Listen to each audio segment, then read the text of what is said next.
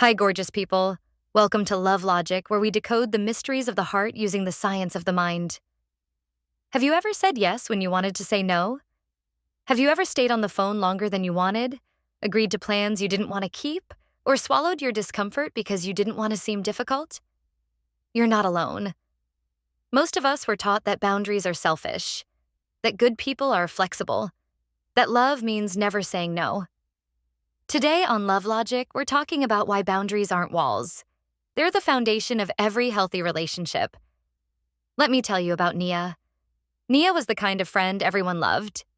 She said yes to everything. Late-night calls when she was exhausted. Favors that drained her.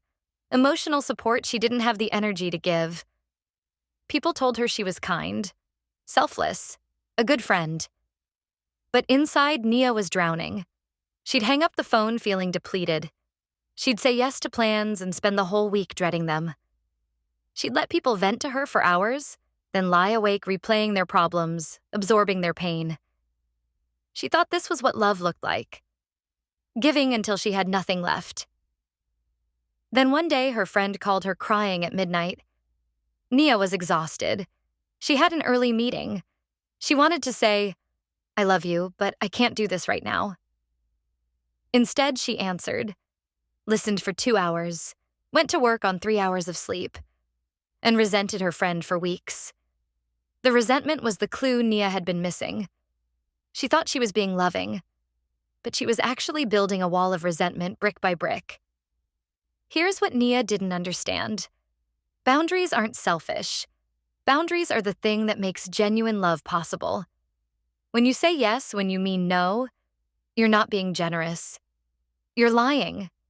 You're telling someone you're available when you're not. You're giving from an empty cup. And eventually, you will resent them for taking what you never actually had to give. Resentment is the cost of boundarylessness. Every unspoken no becomes a brick in a wall that will eventually separate you from the people you love. But here's the other side of this. When Nia finally started saying no, something surprising happened. Her friends didn't leave. They adjusted. The real friends, the ones worth keeping, said, "Thank you for telling me. I want you to take care of yourself." The people who got angry, who guilt-tripped her, who made her selfish for having limits, those were the people who had been using her. And Nia finally saw them clearly. Boundaries don't push away the right people. They reveal who the wrong people are. So how do you set boundaries without feeling like a bad person? There's a framework that helps. I call it the 3 parts of a healthy boundary. Part 1, name your need clearly. Not, "I can't do this anymore," in a burst of frustration after months of silence. But before the resentment builds, name it calmly, specifically. I need to protect my sleep right now. I need some quiet time to recharge. I need to step back from being your emotional support for a while because I'm depleted. Your needs are valid. You don't need to justify them with excuses. Part 2, offer what you can give. Boundaries don't have to be all or nothing. You can say no to one thing and yes to another. I can't talk tonight, but I'm free tomorrow afternoon if you want to call then. I can't help with that project, but I can bring coffee while you work. I need to leave by 8 p.m., but I'd love to see you for dinner before that. This shows you still care. You're not rejecting the person. You're protecting your capacity so you can show up well when you do show up. Part 3, release the outcome. This is the hardest part. You cannot control how people react to your boundaries. Some people will respect them. Some people will be disappointed. Some people will try to guilt you. Their reaction is not your responsibility. Your responsibility is to communicate clearly and kindly. What they do with that information is theirs to manage. If someone punishes you for having a boundary, that's not a sign you did something wrong. That's a sign they weren't respecting you in the first place. Here's the deeper truth about boundaries. When you don't set boundaries, you're not protecting relationships. You're preventing people from knowing the real you. Nia spent years being the easy friend, the one who never said no. But no one actually knew her. They knew the version of her who agreed with everything, who never had preferences, who absorbed their problems but never shared her own. When she started setting boundaries, she started showing people who she really was. Her actual needs, her actual limits, her actual self. And for the first time, people could love her.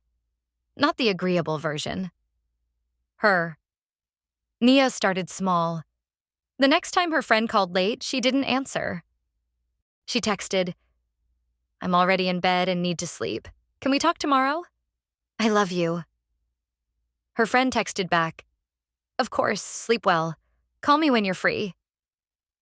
Nia stared at the message for a long time. She had been so afraid of disappointing people. But here was someone saying, "Your sleep matters too." She started practicing with small boundaries, leaving events when she was tired instead of staying out of obligation, saying no to favors she didn't have energy for, telling people when she needed space instead of disappearing and hoping they'd notice. Every time she set a boundary, she expected rejection, and every time someone respected it, she learned something new. She was allowed to have needs. She was allowed to take up space. She was allowed to protect her energy, and the people who loved her, they wanted her too.